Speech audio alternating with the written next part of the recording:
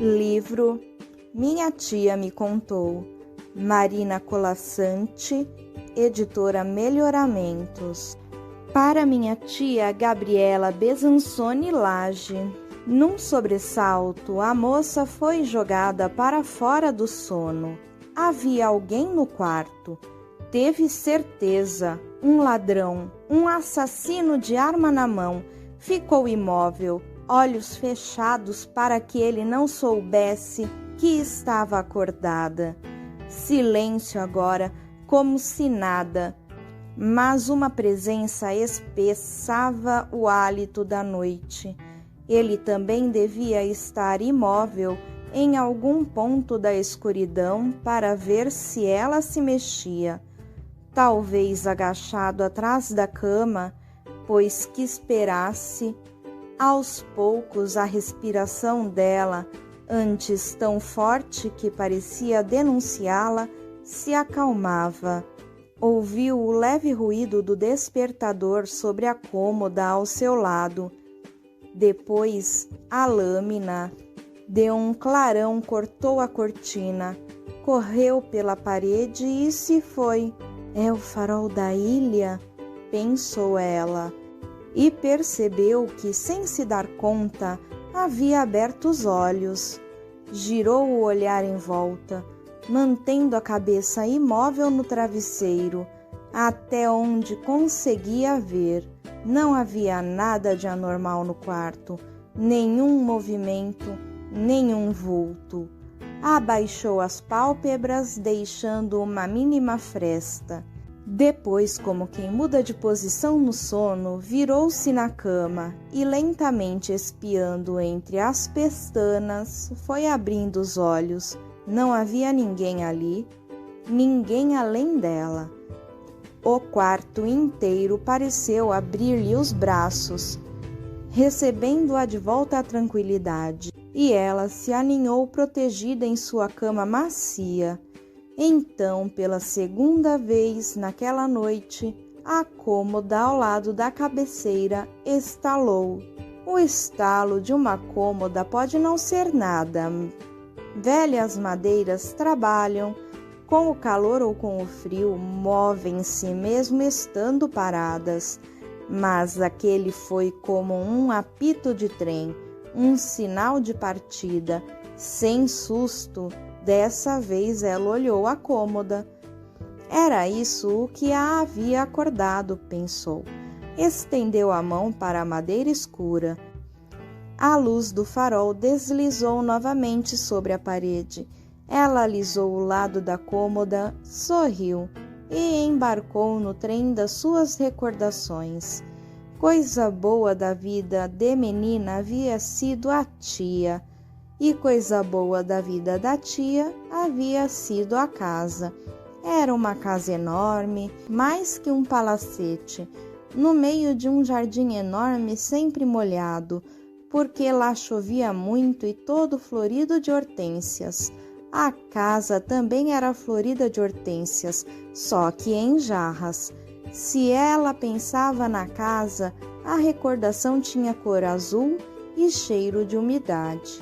Na casa passavam-se temporadas de verão e cada vez ao chegar, trazendo ainda o calor e os ruídos da viagem, tinha-se a impressão de que tudo ali estivera dormindo longamente e só naquele momento despertava. Não era nada como poeira ou teias de aranha. A casa estava sempre limpa e ordenada. O grande relógio de pêndulo aos pés da escadaria marcava a hora exata. As camas estavam feitas e havia um tinir de louças na cozinha. Os empregados cuidavam de cada coisa, mas na ausência da família, as portas não batiam, não havia chamados, vozes, nenhuma carta de baralho florescia no feltro verde da mesa de jogo. Nenhum pé deixava marca no jardim sobre os tapetes. Tomada de silêncio e solidão, a casa adormecia. A casa dormia como o palácio da bela adormecida. pensou ela agora no seu quarto, tão distante daquele tempo e daquela casa. Dormia por temporadas, porém, acordando a cada verão, e quem sabe há quantos anos. O carro preto, atravessando o portão de ferro batido, era o seu beijo de príncipe. Todos os carros eram pretos e nem era preciso buzinar. As crianças estavam se esbarrando porta dentro. Enquanto no castelo morava o silêncio, na casa da tia vivia a música. Ali cantava a tia que havia sido cantora, cantava uma outra tia mais moça que havia anos estudava canto sem grandes resultados. Cantava a cozinheira na cozinha, a lavadeira cantava a menina bem baixinho. O irmão dela não cantava, com medo de desafinar, e cantava o equipamento de som, que a tia ainda chamava vitrola. A tia não era cantora de música popular, não cantava em show, era cantora de ópera, havia cantado nos maiores teatros do mundo, para governantes e monarcas. Era uma grande diva, baixa, mas com jeito de alta, o cabelo preto sempre preso, as pestanas pesadas, sempre maquiadas, o peito grande sempre decotado. O peito grande era uma necessidade profissional, espécie de fole que juntava o ar todo de que ela precisava para dar os agudos. Nem bem agudos, os dela eram graves, para baixo. A voz ia engrossando, até sair com som de caverna. Bonita aquela voz, e tão especial que a fazia crescer, precedendo-a aonde quer que chegasse, mesmo quando estava calada. Os tempos da ópera a tia guardava em muitas histórias, em 2 gavetas entulhadas de fotografias e num quarto trancado, cheio de figurinos. Um quarto, não um armário. Um quarto que continha tesouros como os de Ali Babá, só que com chave. Nos armários que cobriam todas as paredes estavam pendurados os trajes de cena. Nenhum tecido era simples, como os da roupa da mãe da menina ou mesmo os daquela com que, no dia a dia, a tia se disfarçava de pessoa comum. Tudo era precioso, cintilante, enfeitado. Os corpetes bordados tinham o peso das pedrarias. As saias se sobrepunham em transparências e rendas espumavam nos decotes, nas anáguas, nos punhos das camisas, e as franjas pesadas de seda ou de ouro se enroscavam ao fundo como serpentes, arrematando mantos e saias tão longos que não lhes bastava a altura dos armários. Não havia organização certa naquele quarto. A roupa da espanhola invadia com seus babados o espaço do traje egípcio. As chapeleiras, os baús se empilhavam onde lhes fosse possível, guardando como nas histórias os tesouros mais ricos. Eram os adereços, coroas de ouro cravejadas de pedras, pulseiras, tiaras de brilhante, chapéus de plumas, anéis, boás e tantas pérolas em colares, cintos, brincos, pendentes, algumas já foscas pelo tempo, outras cintilando irisadas como se ainda contidas na ostra. Tudo falso, falso luxo, falsas as pedras, as pérolas, falso, tão falso o ouro, mas para a menina valioso como se verdadeiro, e entre tantas seduções, sua peça preferida era um fecho de manto, já sem manto, 2 asas de águia cobertas de esmeraldas, que se encontravam no meio de um rubi grande como um ovo. Bastava que ela pusesse as asas sobre o peito para sentir nos ombros o peso do veludo rebordado de arminho e arrastar atrás de si a cauda do manto imaginário. Vai lá dentro e pede a chave do quarto de Ali Babá, disse um dia o irmão. Estavam no jardim. Pra quê? Depois eu falo. Vai lá e pede, que você tem mais jeito para essas coisas. E tinha, o irmão gostava de mandar, era o mais velho. Ela deixava porque reconhecia nele um bom inventor de brincadeiras, mas era capaz de fazer-se valer e sabia indispensável. E agora? Perguntou dali a pouco, voltando de chave na mão. Agora vamos assustar alguém na rua. Na rua? E pode a gente ir sozinho? Sai pelo portão, ninguém vê, já foi. A gente volta logo. Iriam disfarçados, explicou. A graça era essa, ir com outra cara, a pessoa nem saber quem eles eram. Primeiro tratariam da produção. Com passos leves, a mão rápida, foram pilhar discretamente o armário da mãe, enquanto ele encostava a saia no corpo para avaliar o tamanho. Vê lá se eu não vou ficar pelado no meio da rua. O irmão riu, deixando cair a saia no chão. Eu tenho um broche que serve, lembrou-se a menina. E foram para o quarto dela. O irmão foi logo abrindo as gavetas da cômoda. Você não tem umas meias enfeitadinhas? Tinha, respondeu ofendida, aproximando-se para defender suas gavetas. Quando era pequena, não uso mais. E afastou as mãos dele. Ela achou o broche e escolheram uma blusa de florzinhas. Meteram tudo num saco plástico junto com a saia da mãe e, com cara de bons meninos, desceram ao quarto dos figurinos. Ninguém iria se preocupar com eles ali. Naquele quase camarim, o irmão vestiu-se de menina. A blusa da irmã ficou um pouco apertada. A saia da mãe um tanto comprida, mas nada que o broche, um cinto e uma suéter não resolvessem.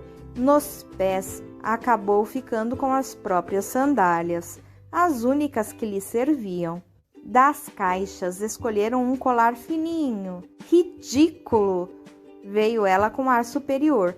Luvas a essa hora? E vendo que ele hesitava, você não entende nada disso. A contragosto, certo de que renunciava a um detalhe esplêndido, mas reconhecendo a superioridade da irmã em questões de roupa, tirou lentamente os dedos de dentro das luvas. Depois cuidaram da parte mais divertida, remexendo juntos nas chapeleiras das perucas, levantando uma por uma, como os índios do cinema erguem no ar os escalpos em gesto de vitória. A de tranças, a de franja, uma curta, outra comprida, 2 louras, 3 morenas. Tinha até uma de homem. Botavam e tiravam perucas como se fossem chapéus, fazendo caretas e espirrando debaixo da poeira do cheiro de guardado. Olha os piolhos! Riu o irmão, fingindo atirá-los em cima dela. Demoraram na escolha. Por fim elegeram a ruiva, de cachos longos, a mesma com que no ano anterior o pai havia se fantasiado de noiva para o casamento da roça, da festa de São João. A menina ficou como estava, mas botou uma tiara bem discreta e pegou um leque. Ao lado do irmão, todo paramentado, sentia-se tão disfarçada quanto ele. Preciso de pasta de dentes, disse ele já pronto, olhando-se no grande espelho de moldura dourada. Agora? Não é para escovar os dentes, sua burra. Então vai buscar você, seu esperto. Ele chamou a irmã de imprestável, tirou a peruca e a jogou no chão. Ela o empurrou e o chamou de chato. Ele fez que lhe dava uma canelada. Ela disse: olha que eu te mordo. Se insultaram mais um pouco, puxaram a roupa um do outro, perceberam que estavam falando alto demais, pararam de brigar. Ele botou a peruca, ela foi buscar a pasta de dentes, ele botou um tanto de pasta na boca, abriram a porta. Esgueiraram-se pela casa, rente às paredes, passo de gato até a porta dos fundos. Esgueiraram-se pelo jardim, atrás dos troncos, atrás das moitas, andar de lobo até o portão, e estavam na rua. Era uma rua só de casas, sem comércio, quase sem movimento de carros. Raros carros. Passava uma pessoa aqui, outra lá, uma bicicleta, um velho, gente que ia comprar pão ou levar o cachorro para passear, como se fosse um programa. Os dois, agora duas meninas, iam descendo a rua lado a lado e conversando, em encenação de normalidade. Não teriam chamado a atenção de ninguém, não fosse a peruca cor de cenoura. E lá vinha uma senhora com seu cãozinho na coleira, andando na direção oposta. O irmão começou a falar com voz fina e um pouco mais alta para fazer-se ouvir, seguro de estar imitando voz feminina. A senhora aproximava-se. Ai! Gritou ele, estridente, quando a senhora chegou a poucos passos de distância e levou a mão ao peito. Ai! Gemeu de novo com mais ênfase. Que foi? Que é que você tem? A irmã caprichou na cara de aflição. Ai, meu Deus! Exclamou bem alto. A menina ruiva arquejava, revirou os olhos, contorceu-se, botou a língua para fora e catrapus, desabou na calçada, sacudindo braços e pernas como se estivesse tendo um ataque. O cãozinho começou a latir. Socorro! Gritou a irmã sem a devida convicção, ajoelhando-se ao lado da vítima. Socorro! Repetiu, mal contendo o riso. A mulher puxou a coleira do cãozinho sem parar de andar, afastou-se com ele para a beira da calçada, não esboçou nenhum gesto de solidariedade, deu mais um puxão na coleira, trazendo o cão quase junto dos seus pés. Olhava de banda para a cena e continuou a olhar, voltando a cabeça enquanto se afastava, até desinteressar-se deles. Adiante ainda a viram inclinar-se para falar com o cachorro. Droga! Exclamou o irmão, levantando-se. A pasta de dentes não funcionou. A menina ria. Era para ter feito espuma. Ele abriu a boca, mostrando a língua branca, e também riu com hálito de hortelã. Cataram a peruca do irmão. Só então perceberam que estavam bem diante do portão do castelo.